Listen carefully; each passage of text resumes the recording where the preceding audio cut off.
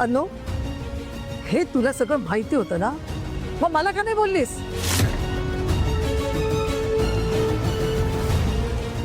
नवीन आणल्या स्थळाबद्दल मी तुला सांगितलं तरी काय बोलली नाहीस तू?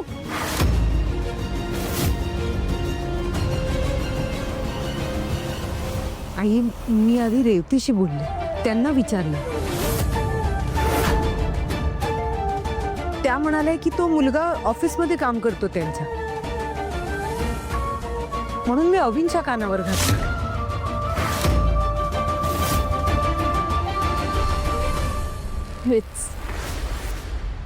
हेच तू नको तिकडे सगळीकडे जाऊन सांगतेस ना.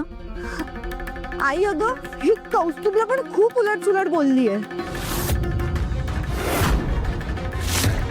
हो, बोलले मी त्याला, तो मुलगा चांगला नाहीये.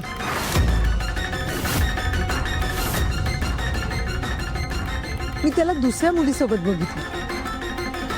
काय?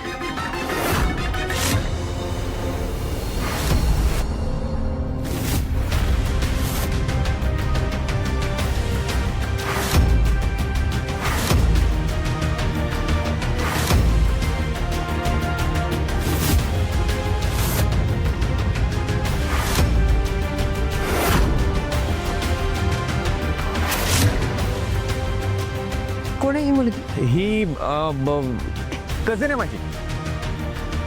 हे काही काय बोलतोय?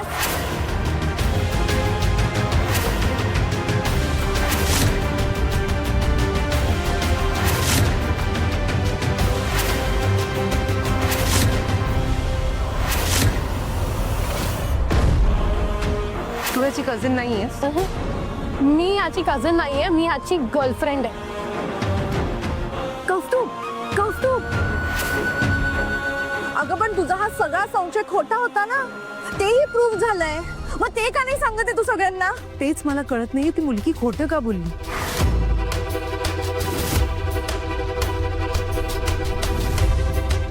रेवती, म्हणून मला तुमची जास्त काळजी वाटते. काळजी नाही, आव आणतेस तू, हा आव.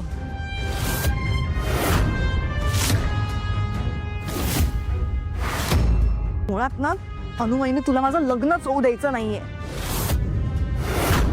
म्हणून तू कौस्तुभवर खोटे खोटे आळ आणतेस. हे काळजी वगैरे काय नाहीये, आव आहेत सगळे, आव. ए, नीट बोलायचा.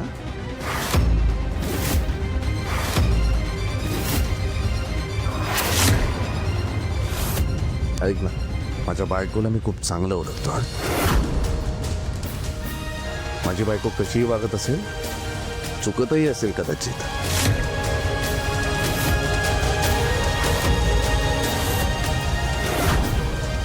पण माझी बायको खोटं कधीच बोलत नाही.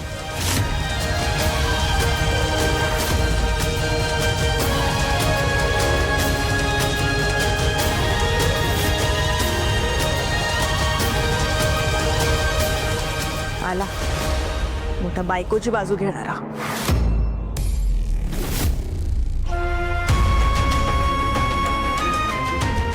अहो,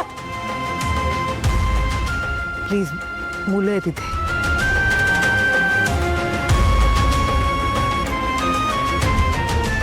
रेवती, तुमचं सगळं चांगलं व्हावं असंच वाटतं मला.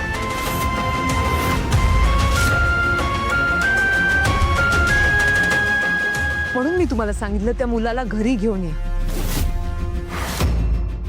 तुमच्या आईंना भेटवा, तुमच्या 2 भावांना भेटू, त्यांना कळेल ना की तो मुलगा कसा आहे ते.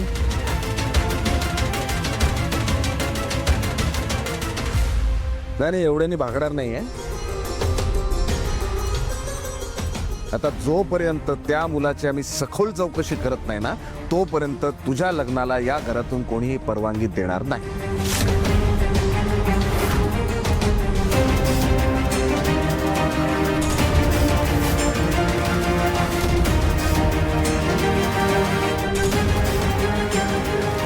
पण मी म्हणते, मी एवढी चांगली स्थळं बघत होते तर तुला परस्पर लग्न ठरवायची काय गरज होती?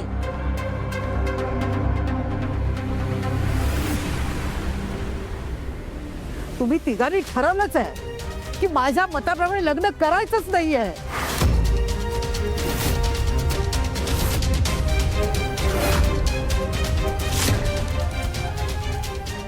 तुझी आई असं का बोलते? मी चांगली बायको नाहीये राजन.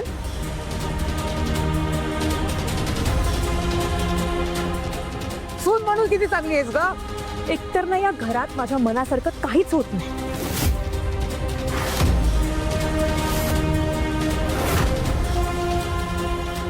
तरी टिकून आहे मी इथे. तुम्हाला ना कोणालाच माझी काहीच कदर नाहीये.